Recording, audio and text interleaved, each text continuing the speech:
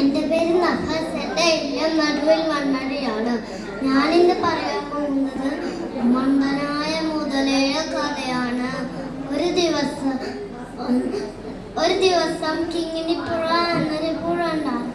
ആ പുഴയുടെ അടുത്ത് നിറച്ച അത്തിമരങ്ങൾ ഉണ്ടായിരുന്നു. അതിലൊരെണ്ണത്തിന് വനംകുരങ്ങൻ എന്നൊരു കുരങ്ങനുണ്ടായിരുന്നു. അണ്ണാറക്കണ്ണൻ എന്നൊരു അണ്ണാറക്കണ്ണനും ഉണ്ടായിരുന്നു.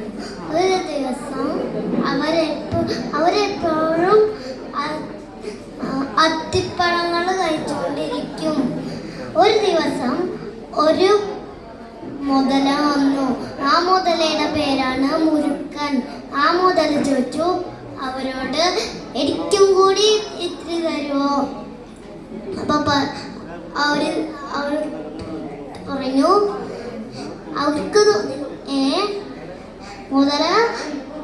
മുതല അത്തിപ്പഴങ്ങൾ കഴിക്കോ? അപ്പൊ മുതല പറഞ്ഞു, ആ വിശന്ന എന്തും കഴിക്കും. എന്നിട്ട് അത്തിപ്പഴങ്ങൾ കൊടുത്തു.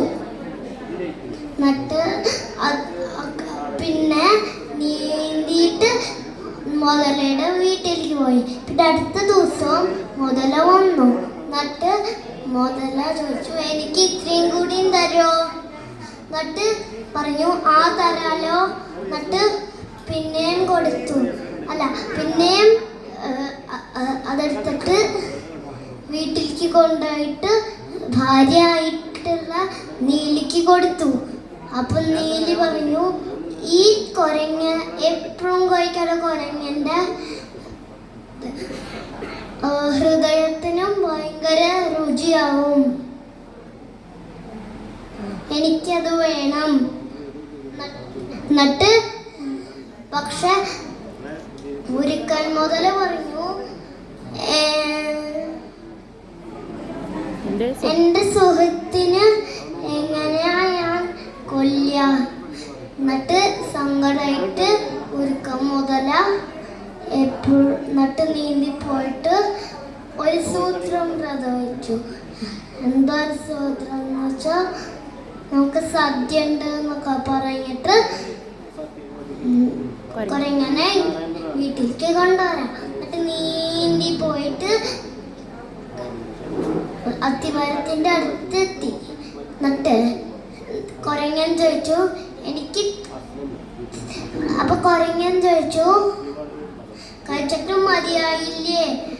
അല്ല. അപ്പൊ മുരുക്കൻ മുതല പറഞ്ഞു, അല്ല എന്റെ വീട്ടിൽ നിനക്ക് ഭയങ്കര സദ്യ ഒക്കെ ഉണ്ടാക്കിയിട്ടുണ്ട്. അപ്പൊ കുരങ്ങൻ ചോദിച്ചു, പായസമൊക്കെ ഉണ്ടോ? പറഞ്ഞു, ആ എല്ലാതും ഉണ്ട്. മുരുക്കൻ മുതല പറഞ്ഞു. എന്നിട്ട് പക്ഷെ കുരങ്ങന് നീന്താറില്ലേ? അപ്പൊ കുരങ്ങൻ പറഞ്ഞു, പക്ഷെ എങ്ങനെ? എനിക്ക് നീന്താൻ അറിയില്ലല്ലോ. എന്നിട്ട്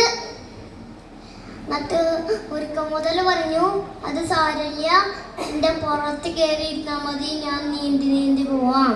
എന്നിട്ട് നീന്തി പോയിട്ട് നടുക്കെത്തിയപ്പോ ശരിക്കുള്ള കാര്യം പറഞ്ഞു, നിന്നെ കഴിക്കാനല്ല, നിനക്ക് സദ്യ തരാനല്ല പോണേ, നീയാണ് ഞങ്ങളുടെ സദ്യ.